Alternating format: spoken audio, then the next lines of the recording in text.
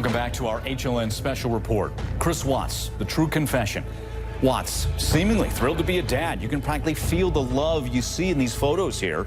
Hard to imagine with his bare hands he would take his own daughter's lives, one with her favorite blanket. His older daughter, Bella, begging her dad, don't do to me what you did to her little sister, Cece. Again, unthinkable here. And prosecutors say Chris Watts wanted a fresh start in life, one that did not include his pregnant wife, Shanann, or his two little girls, 4-year-old Bella, 3-year-old Cece.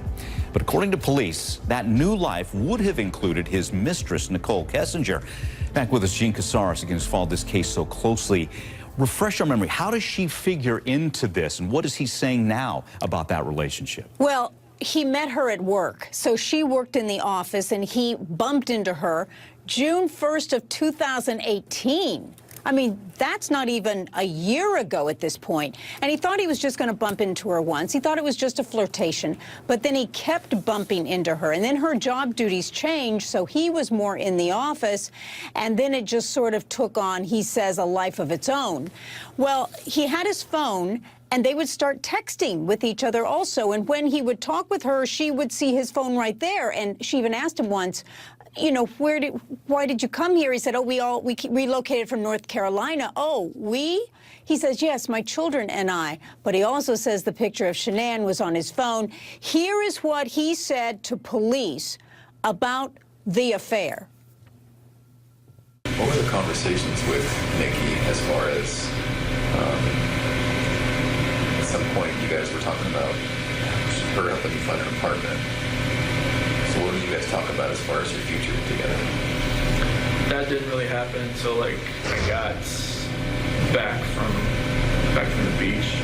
So I told her like I lied to her like, hey, you know, like I had talked to Shanann about getting a separation. And that talk hadn't happened yet. No, I mean it kind of like she knew something was going on. I think she knew we weren't sleeping in the same room, and then she you know. She even mentioned the fact, like, hey, you know, Colorado's 50-50 state or something like that. Which I was like, okay, I guess you looked it up.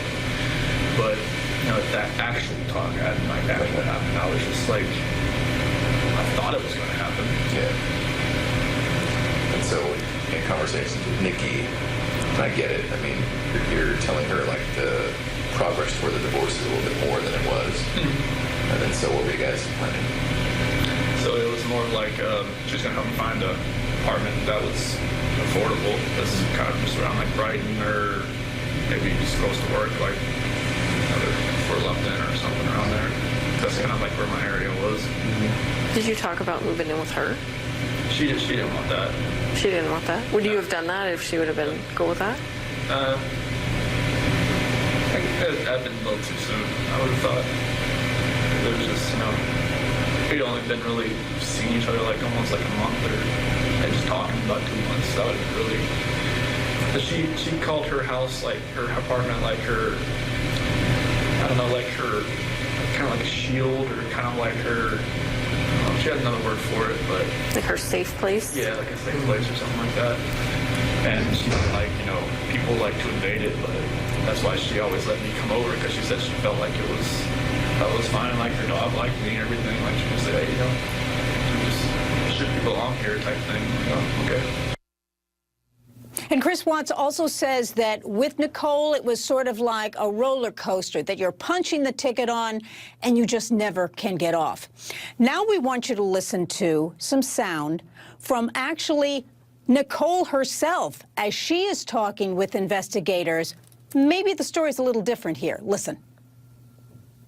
At one point, he told me that they sat down and they talked about it, and he told her that he wanted to either fix things or, like, to try to fix things, and if she didn't want to fix them, then they needed to, like, move forward with the separation and, like, actually file for a divorce at this point was the impression that I got from this and was what he told me. And so, he said that she was, like, pretty receptive to just not trying. He was like, she seemed like she just wants me to go. He's like, when she has her mind made up, she has her mind made up, and that's what she wants. And he's like, she doesn't want to try anymore. And he's like, and neither do I really. One thing definitely from these transcripts is that Chris Watts really likes to blame others. First of all, in regard to Shanann, she went with the kids to North Carolina for 4 to 5 weeks, and he said, you know, I wish she hadn't have gone for that time. I wish she'd just been gone for a week, because it was during that time that he was with Nicole every night, he says.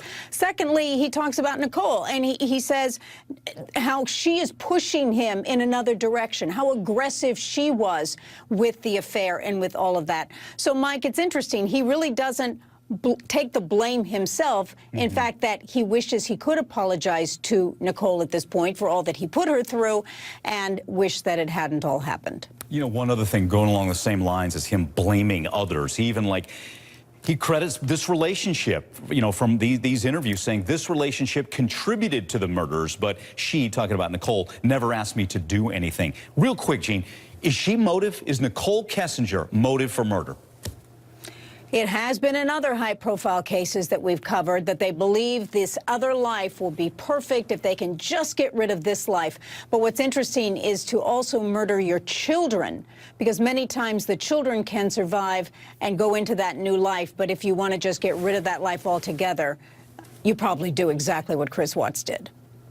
Unthinkable here. Yeah.